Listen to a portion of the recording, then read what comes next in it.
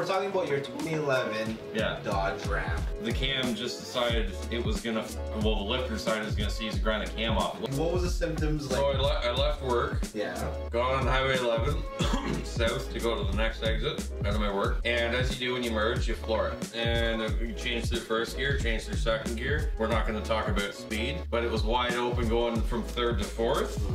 And it was somewhere around 5,000-ish RPM. Like it's just a little hair more to go, right? And then she's gonna change into fourth. Well, it started to flash the service engine light and the whole truck started shaking.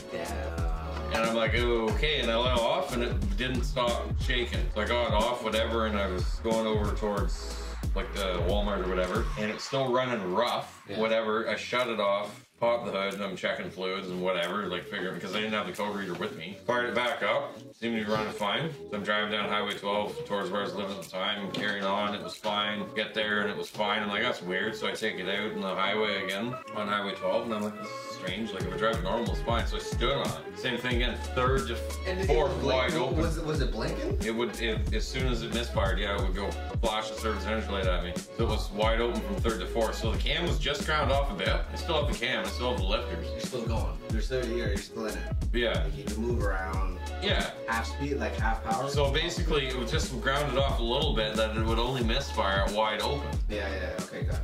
It wasn't until you had the whole thing open that you were like, okay, it was, Well, I put the code reader on it and it said misfire on cylinder 4, and I'm like, well, we know what that is already. I don't even need to tear the valve cover off. But we did anyway. We tore the valve cover off just far enough so you could see what it looked like it probably wasn't opening far enough. Yeah. So then it was like, yeah, okay, so we just parked it and I drove that PT Cruiser for a bit, worked some overtime, got some funds, and started tearing it apart and yada yada. Yeah. Why a comp cam? Not any other cam? I was recommended it. Like there's a lot of cams. There's a lot of options for cams that work good on those trucks. Yeah. Jay Green Racing, man, they make their own cam, and comp is easy as hell. Like when it comes to, so there's like variable valve timing. Yes. Right? Yes. So they've got all the instructions, everything are laid out. It's all simple. That's why you went with like comp. Yeah, because it had everything laid out. And then it just told you step by step what to do. And they had the block? Yeah, everything. Okay. And then I got and they said, here's the valve springs that you're on with it, right? As opposed to some, I'm not saying green necessarily, but some nice valve springs. But some brands, here's your cam. What valve springs are on that? Well, we don't know, but here's your cam. But comp, here's your valve springs, everything, right? And then the only other thing I did that was my own personal decision was I don't want MDS. Yeah. So, because all the stick Hemis don't have MDS, so you just go to the dealer and order the plugs pull the solenoids out, order the plugs, put those in it, and then order non-MDS lifters. And I bought all new lifters anyway. You tear one lifter out, I'm changing them all. Yeah, as opposed to when you go to the dealer, they change the lifter, which is just hilarious. So just the process of going through the comp route was just like a whole total package, just like a kit, kind of like. Right? Well, it's similar to a kit, but at least they tell you what to buy. You know what I mean? Oh, if you're gonna get this cam, you need these valve springs. Boom. You need to block off the variable valve timing. Here you go. As opposed to throwing this.